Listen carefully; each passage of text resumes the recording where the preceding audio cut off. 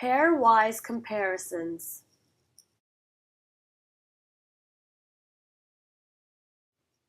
In many experiments, we're interested in comparing more than two conditions. One way to do this is to compare pairs of means. This method is known, not surprisingly, as pairwise comparisons.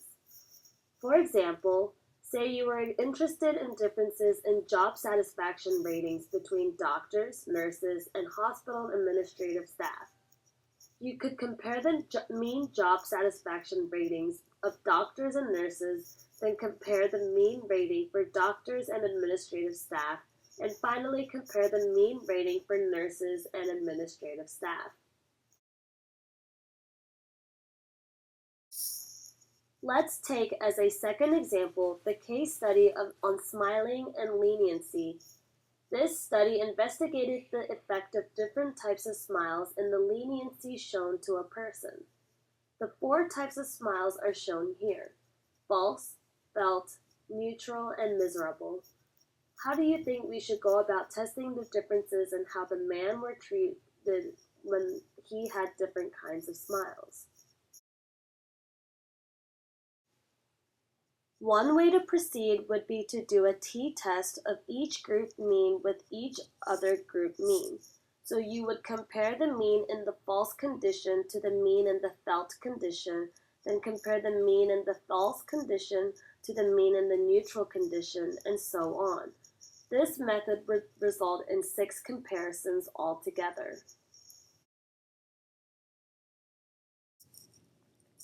The problem with this approach is that if you performed 6 t-tests, you would have 6 chances to make a type 1 error.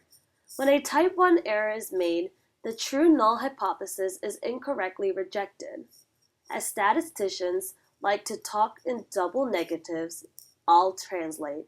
It means that you would conclude that there is a difference in the population when in fact there is none. Therefore, if you're using the 0.05 significance level, the probability that you would make a type 1 error on at least one of the 3 these comparisons is greater than 0.05. And the more means that are compared, the more the type 1 error rate is inflated. This graph shows the number of possible comparisons between pairs of means as a function of the number of means. If there are only 2 means, then only 1 comparison can be made. But if there are 12 means, then there are 66 possible comparisons.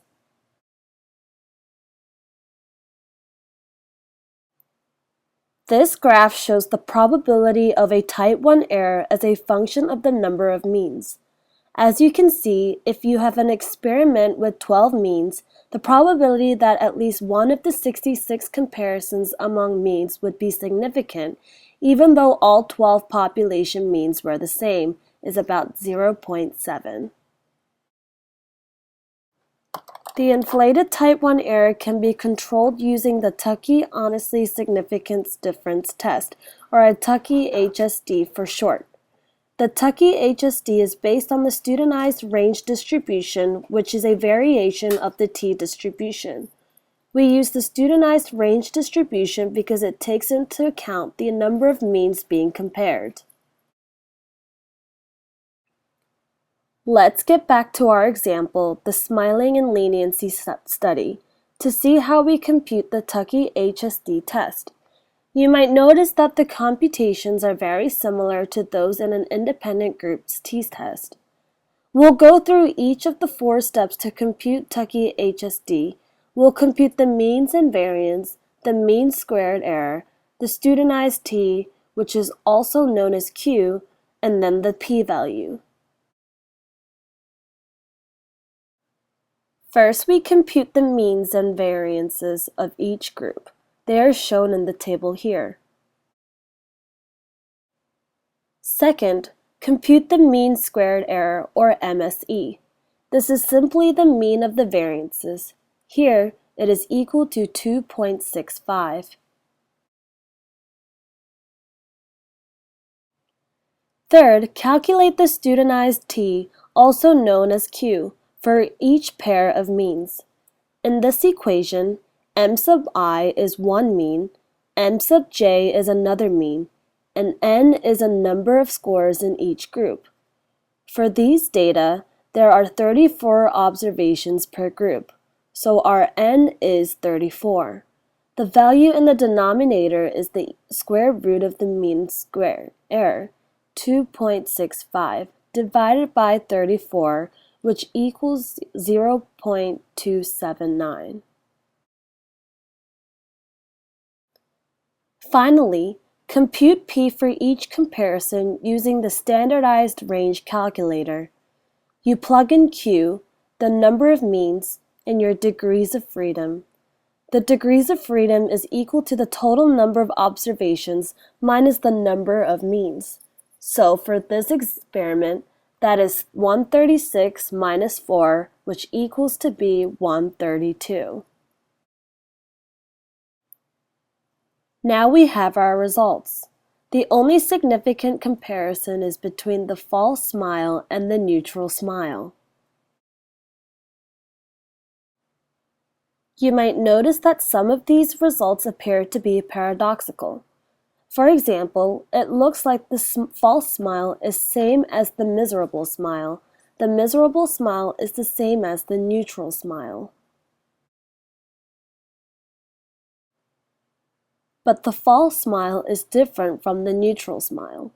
This kind of pattern is not unusual, and it isn't contradictory when you think about what it means to fail to reject the null hypothesis.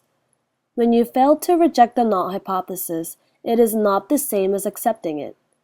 The finding that the false smile is not significantly different from the miserable smile does not mean that they are really the same. It just means there is not convincing evidence that they are different. Finally, when using the Tukey HSD test or any statistical test, remember to check your assumptions. Tukey's test assumes normality, homogeneity of variances, and independent observations. The test is pretty robust to violations of normality, but violating homogeneity of variance can be more problematic because the mean square error is based on the data from all groups, whereas the comparisons each involved only two groups. The assumption of independence of observation is crucial and should not be violated.